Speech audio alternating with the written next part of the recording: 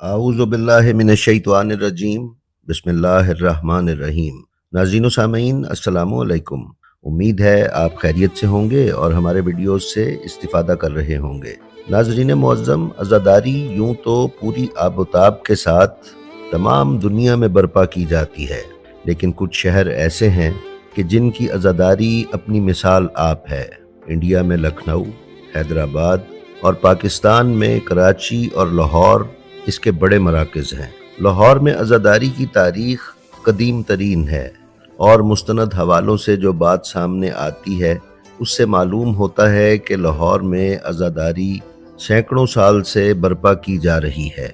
इसी सिलसिले में चूँकि मुहर्रम की आमद है और इस्तक़बाल मुहर्रम में जगह जगह मजालिस और अज़ादारी मुनक्किद की जा रही है, इसलिए हमने सोचा कि आपकी खिदमत में पाकिस्तान के इन दो मराकज़ की अज़ादारी का अहवाल और तारीख़ भी बयान की जाए। लिहाजा इस सिलसिले की हमारी आज की ये पहली वीडियो आपको लाहौर की अज़ादारी का कुछ पस मंज़र बयान करेगी। तो आइए चलते हैं अपनी आज की वीडियो पर। नाज़रीन, पाकिस्तान के कदीमी शहर मुल्तान और कराची के साथ लाहौर की अज़ादारी तारीख़ी और कदीमी है। लाहौर की अपनी तारीख़ भी एक कदीमी तारीख़ है। राजपूत दस्तावेज़ात में इसे लोह कोट यानी लोह का किला के नाम से पुकारा गया है। 9वीं सदी ईस्वी के मशहूर सय्याह अल अदरीसी ने इसे लहावर के नाम से मौसूम किया। किताब फतहुल बलदान में दर्ज 664 ईस्वी के वाक़यात में लाहौर का जिक्र मिलता है, जिससे उसका अहम होना साबित होता है। ये तो मुख्तसर सा तारुफ इस शहर के कदीमी होने का है। अब हम आते हैं अपने असल मकसद अज़ादारी सैयदुल शुहदा की जानिब। नाज़रीन, ना जाने ये तासुर किस बिना पर कायम हुआ है कि लाहौर में अज़ादारी का बानी कज़लबाश ख़ानदान था। हालांकि तारीख़ की किताबों में यहाँ पर अज़ादारी के वाज़े और मुस्तनद शवाहिद बीबी पाक दामना, पीर सैयद मौजदरिया बुखारी, शाह हुसैन ज़ंजानी और हज़रत मियाँ मीर के अहद में भी मिलते हैं, और फिर मुल्ला अहमद ठठवी और काजी नूरुल्लाह शोस्तरी के अहद में भी अज़ादारी पूरे एहतमाम से लाहौर में मुनक्किद की जाती थी। बाद अज़ां बाबा ग़ुलाम अली शाह अल मारूफ गामे शाह महाराजा रंजीत सिंह के ज़माने में थे। उस ज़माने में कैदो बंद की सहूबतें उठाकर गामे शाह ने अज़ादारी कायम की। आपने उस ज़माने में जो किरदार अदा किया वो इस वक्त की ज़रूरत था। नाज़रीन, इंशाअल्लाह जल्द ही हम बाबा ग़ुलाम अली शाह अल मारूफ गामे शाह और उनकी इमाम बारगाह पर एक मुफस्सिल वीडियो भी आपकी खिदमत में पेश करेंगे। बहरहाल किस्सा मुख्तसर, गामे शाह और माई आगियाँ दोनों आशूर के दिन सर पर गत्ते का ताज़िया रखकर मौजूदा कृष्ण नगर के इलाके से दाता दरबार तक आते थे, जहाँ उस वक्त दरियाए रावी बहता था, और यहाँ वो अपना ताज़िया ठंडा कर देते थे। नाज़रीन, पुराने लाहौर की, जिसको अब वॉल्ड सिटी कहा जाता है, की फसील या चार दीवारी के साथ सैयद अली हजवेरी के मज़ार से कुछ दूर एक जगह जो अज़ादारी की गर्ज से ली, वहीं गामे शाह की तदफीन हुई।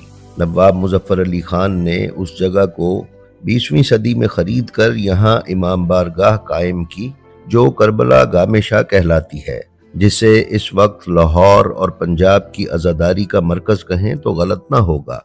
यही वो मकाम है जहाँ नवाब नासिर अली खान के अलावा उर्दू अदब के एक शहनशाह मौलाना मोहम्मद हुसैन आज़ाद का मज़ार भी मौजूद है।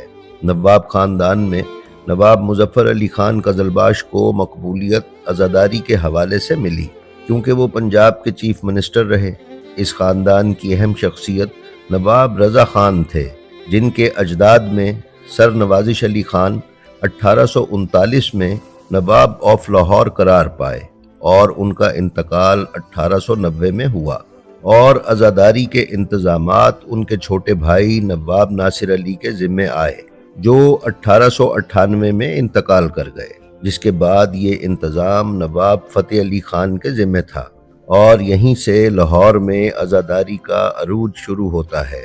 तारीख़ी हकीकत ये है कि लाहौर के 10 मुहर्रम के तारीख़ी जुलूस का जो रास्ता हम गुज़श्ता कई अशरों से देख रहे हैं, दरअसल ये असल रास्ता नहीं है जो कि इब्तदा में था। 1850 के अशरे में موچی دروازے سے 10 محرم کے ذوالجناح کا پہلا جلوس مبارک حویلی سے نکلتا تھا، کیونکہ اس وقت نثار حویلی اور مبارک حویلی الگ نہیں تھی۔ یہ تو بعد میں 1928 میں خاندانی تنازعوں اور جائیداد کی تقسیم کی وجہ سے علیحدہ علیحدہ ہوئیں۔ پھر یہ جلوس نثار حویلی سے نکلنے لگا۔ کوہ نور ہیرا ایک زمانے میں اس مبارک حویلی میں بھی رکھا گیا تھا۔ بتایا جاتا ہے کہ 1958 میں جب نواب مظفر علی خان قزلباش اس وقت کے مغربی پاکستان کے چیف منسٹر مقرر ہوئے تو حکومت پاکستان کے ارباب اختیار نے انہیں جلوس کے اس راستے کو تبدیل کرنے کو کہا۔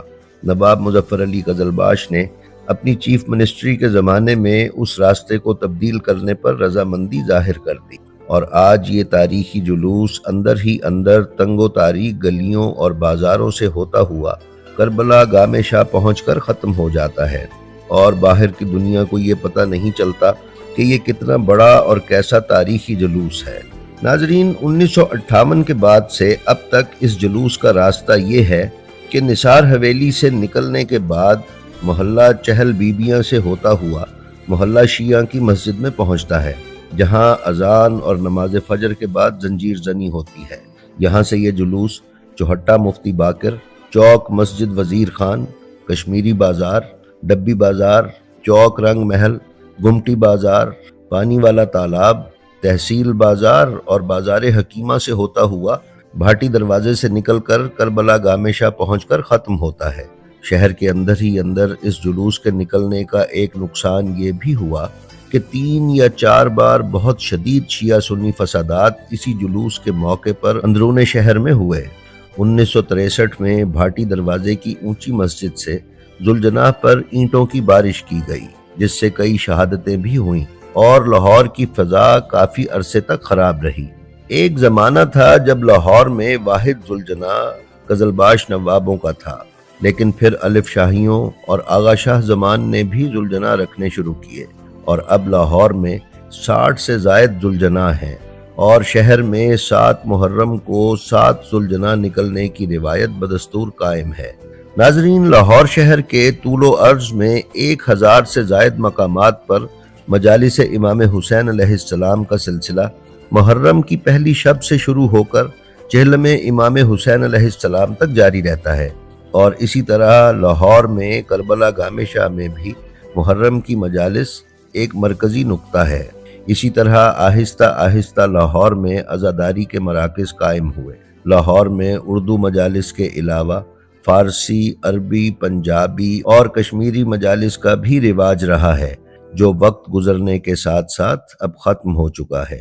ناظرین، کشمیری مجالس کا رواج تو ابھی 1970 کے عشرے کے اواخر تک خوب تھا، اور کشمیری ذاکرین میں موسیٰ شاہ اور احمد علی کو بہت مقبولیت تھی۔ اسی طرح سے لاہور پنجابی اور اردو ذاکرین، مرثیہ نگاروں، شعرائے اہل بیت، سلام، سوز اور نوحہ خانوں کی بھی ایک طویل فہرست ہے۔